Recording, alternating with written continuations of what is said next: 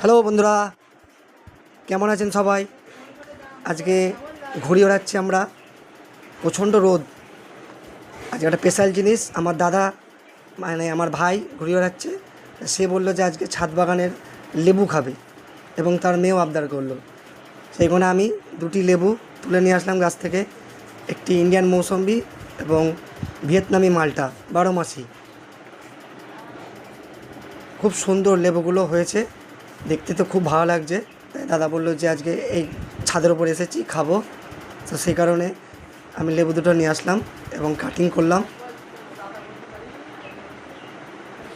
বলছে খুব সুন্দর হয়েছে লেবুগুলো এবং খেয়ে দেখা যাক কেমন লাগে। এই যে কাটা হয়ে গেছে, এবার খাওয়া হয়ে গেছে।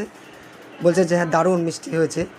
গাছের জিনিস তো দেখতে একটা সুন্দর লাগে, মায়াও লাগছে তুলতে, কিন্তু কী করবো, আবদার রাখলাম। চলো বন্ধুরা, বাই, আবার দেখাবে নেক্সট ভিডিওতে।